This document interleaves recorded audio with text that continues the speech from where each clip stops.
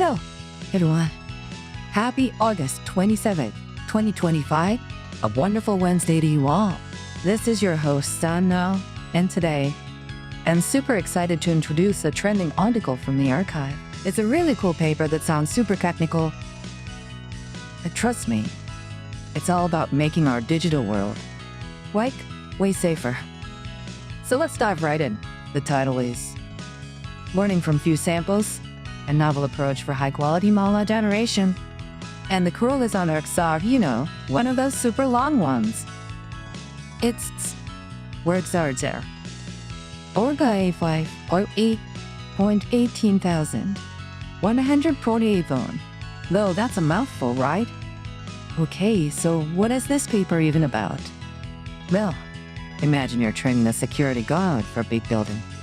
You'd want to show them pictures of all the sneaky people who had tried to break in before, right?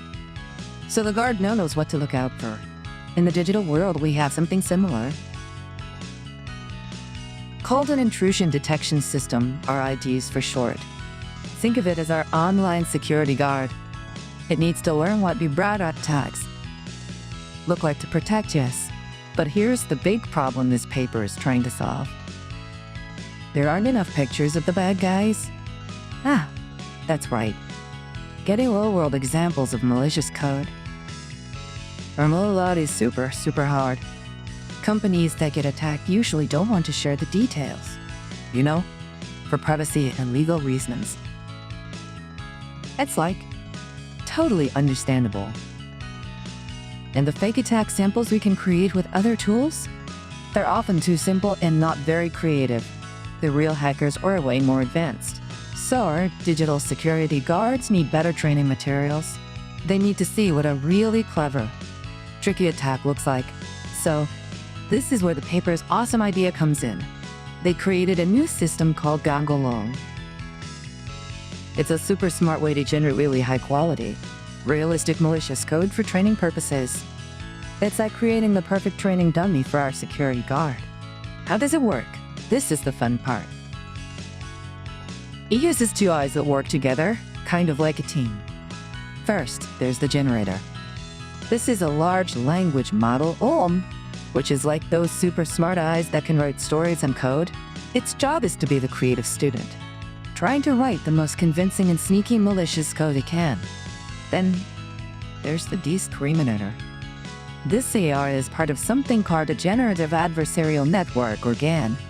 Its job is to be the super strict teacher or judge who looks at the code the generator made and has to decide, is this a real dangerous attack, or is it fake? So they basically play a game against each other. The generator student tries its best to fool the discriminator teacher. Every time the teacher catches a fake, it gives feedback to the student. And the student uses that feedback to get better and better. Over time, two amazing things happen. The generator gets incredibly good at creating realistic and complex malicious code that looks just like the real thing. And the Discriminator becomes an expert at spotting even the tiniest flaws, making it a super effective detector. Isn't that like the coolest thing ever? And the best part is, this whole system works even with just a few initial examples of real attacks. It can learn and generate tons of high-quality trained data from a very small starting point. It's super efficient. So you might be thinking, why does this matter to me? Well, it's actually a huge deal for our everyday online safety. With better training data from systems like this, our digital security guards, the IDs, get way smarter. This means better protection when you're doing online banking or shopping on your favorite websites. It helps protect our personal data on social media and everywhere else. These generated bad codes are never used for real attacks, of course. They're just used in a safe environment to train our defenses, making them stronger against actual hackers. It's like giving our security systems a vaccine to prepare them for real threats. Speaking of keeping our digital lives safe, this paper is about detecting attacks. But another huge piece of the puzzle is something called cryptography. It's basically the art of writing and solving secret codes to keep our information private. Let me give you a few examples of where you see it every day. First, there's secure communication like with cellular tools. Have you ever noticed that little padlock icon next to the website address? In your browser when you're on a banking or shopping site, that's cryptography at work. It scrambles out the information sent between you and the website. So even if someone tried to intercept it, it would just look like a bunch of nonsense. It keeps your passwords and credit card numbers safe. Second is data encryption. Think of this like a digital lock for your files. It's the technology that protects the data on your smartphone or your laptop. So, if your phone ever gets lost or stolen, the thief can't just open up your photos, messages, or contacts. The data is all scrambled, and they need your password or key to unlock it. It's like having a diary with a lock that only you can open.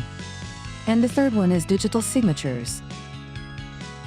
This is like a super unforgeable signature of the digital world.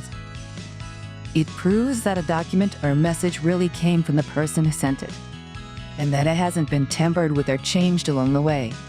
It's super important for things like legal documents and official emails. So to wrap it all up, this paper introduces a really clever way to use AI to fight cyber threats more effectively. By creating this generator and Discriminator team, we can produce top-notch training data for our security systems, making our digital world a much safer place for everyone. It's an awesome step forward in cybersecurity. That's all the time we have for today. Thanks so much for tuning in. This has been Sannam, and I'll catch you next time. Bye-bye.